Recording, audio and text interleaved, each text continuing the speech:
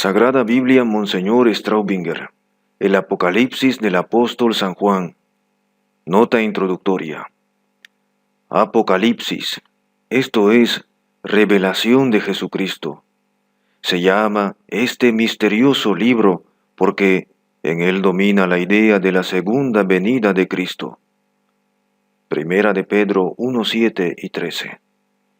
Es el último de toda la Biblia y su lectura es objeto de una bienaventuranza especial, y de ahí la gran veneración en que lo tuvo la Iglesia. No menos que las tremendas conminaciones que él mismo fulmina contra quien se atreva a deformar la sagrada profecía, agregando o quitando a sus propias palabras. Su autor es Juan, siervo de Dios, y desterrado por causa del Evangelio a la isla de Patmos. No existe hoy duda alguna de que este Juan es el mismo que nos dejó también el cuarto Evangelio y las 3 cartas que en el canon llevan su nombre. La antigua tradición cristiana, Papías, Justino, Ireneo, Teófilo, Cipriano, Tertuliano, Hipólito, Clemente Alejandrino, Orígenes, etc., reconoce por autor del Apocalipsis al apóstol San Juan.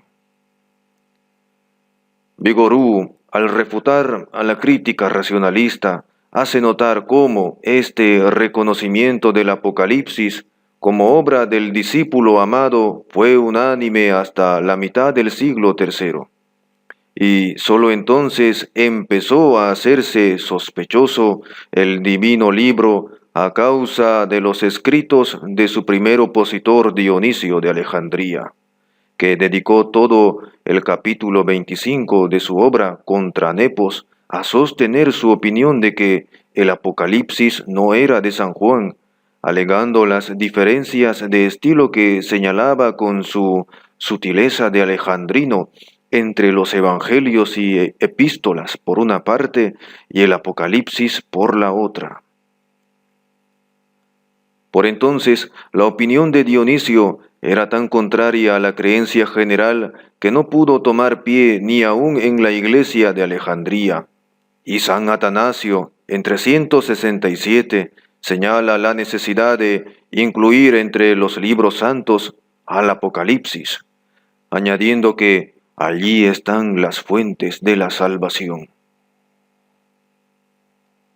Pero la influencia de aquella opinión apoyada y difundida por el historiador Eusebio fue grande en lo sucesivo, y a ella se debe el que autores de la importancia de Teodoreto, San Cirilo de Jerusalén y San Juan Crisóstomo en todas sus obras no hayan tomado en cuenta ni una sola vez el Apocalipsis.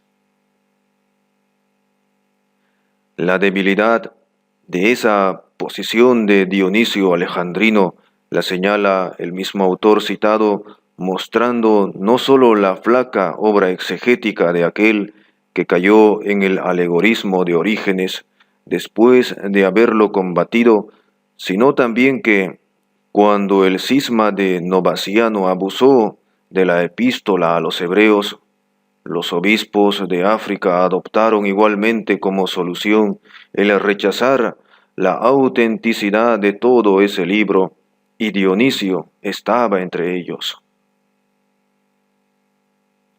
San Epifanio, dice el padre Durant, había de llamarlos sarcásticamente a esos impugnadores los alogos, para expresar en una sola palabra que rechazaban el logos, razón divina, ellos que estaban privados de razón humana, a logos.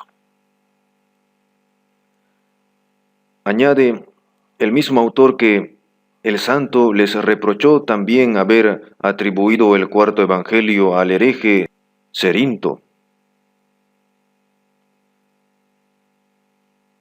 como habían hecho con el Apocalipsis, y que más tarde su maniobra fue repetida por el presbítero romano Cayo, pero el ataque fue pronto rechazado con ventaja por otro presbítero romano, mucho más competente, el célebre San Hipólito, mártir. San Juan escribió el Apocalipsis en Patmos, una de las islas del mar Egeo que forman parte del Dodecaneso, durante el destierro que sufrió bajo el emperador Domiciano, probablemente hacia el año 96.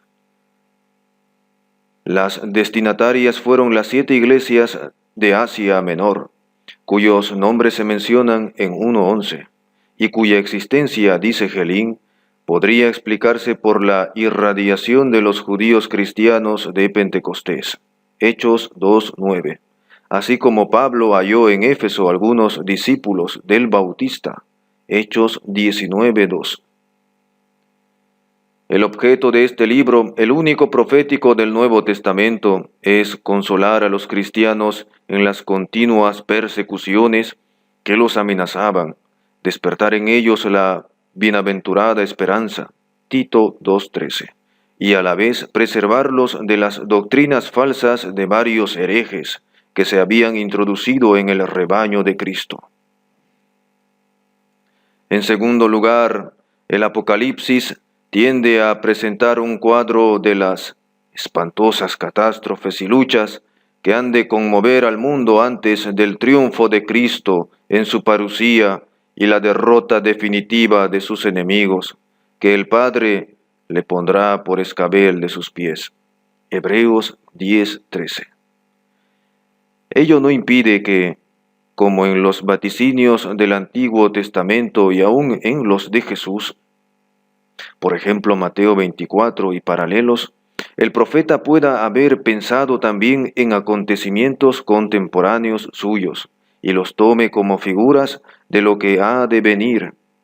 Si bien nos parece inaceptable la tendencia a ver en estos anuncios, cuya inspiración sobrenatural y alcance profético reconoce la Iglesia, una simple expresión de los anhelos de una lejana época histórica o un eco del odio contra el Imperio Romano que pudiera haber expresado la literatura apocalíptica judía posterior a la caída de Jerusalén.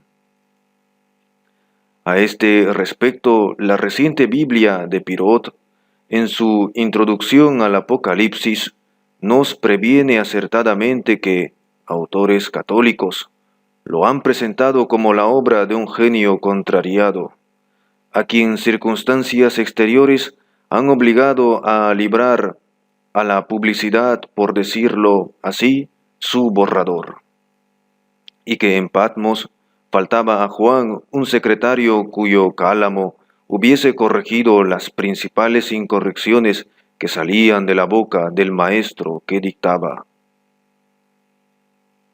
¿No es esto poner aún más a prueba la fe de los creyentes sinceros ante visiones de suyo oscuras y misteriosas por voluntad de Dios, y que han sido además objeto de interpretaciones tan diversas, históricas y escatológicas, literales y alegóricas, pero cuya lectura es una bienaventuranza, y cuyo sentido no cerrado en lo principal se aclarará del todo cuando lo quiera el Dios que revela a los pequeños lo que oculta a los sabios?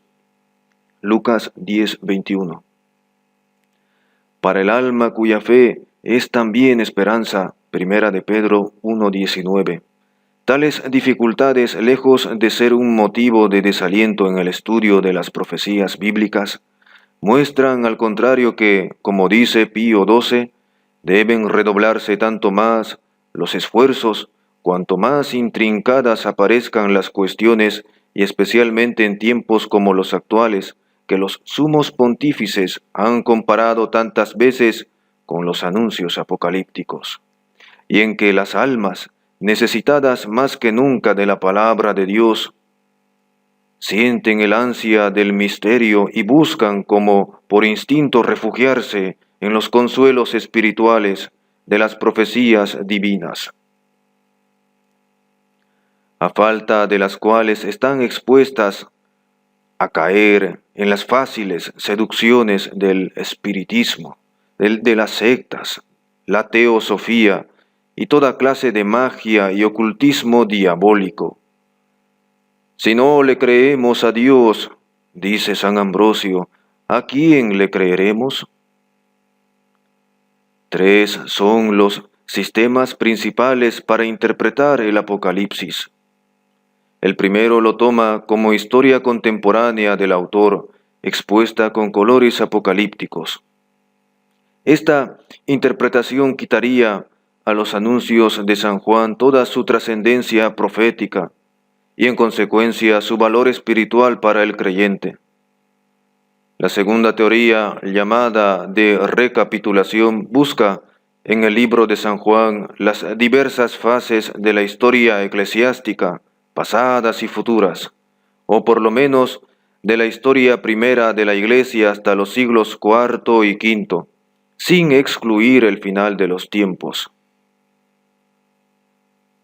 La tercera interpretación ve en el Apocalipsis exclusivamente un libro profético escatológico, como lo hicieron sus primeros comentadores e intérpretes, es decir, San Ireneo, San Hipólito, San Victorino, San Gregorio Magno, y entre los posteriores modernos, Rivera, Cornelio Alápide, Filión, etc.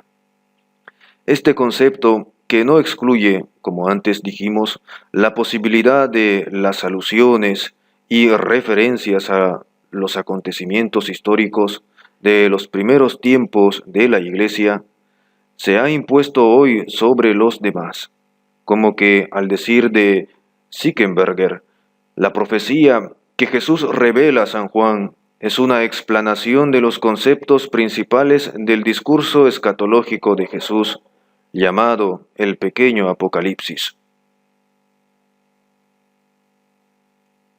Debemos además tener presente que este sagrado vaticinio significa también una exhortación a estar firmes en la fe y gozosos en la esperanza, aspirando a los misterios de la felicidad prometida para las bodas del Cordero.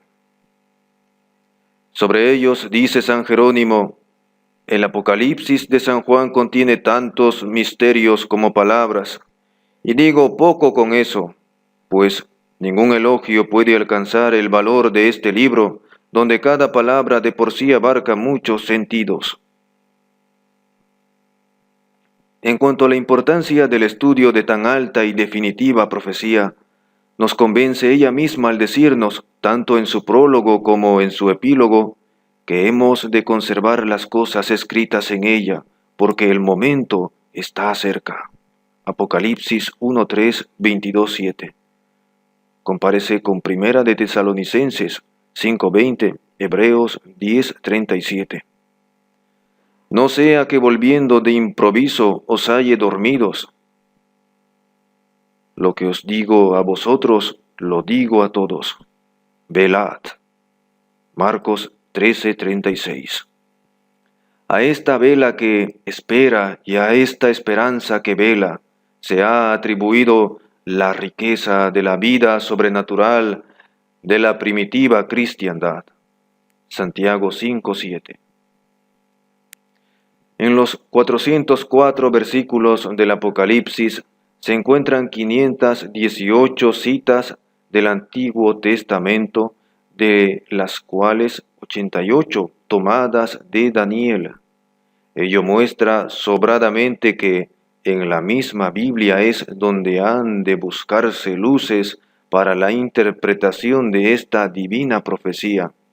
Y no es fácil entender cómo en visiones que San Juan recibió transportado al cielo, Apocalipsis 4:1, pueda suponerse que nos haya ya dejado en los 24 ancianos una transposición angélica de las 24 divinidades babilónicas de las constelaciones que presidían a las épocas del año, ni cómo en las langostas de la quinta trompeta podría estar presente la imaginería de los centauros, etc.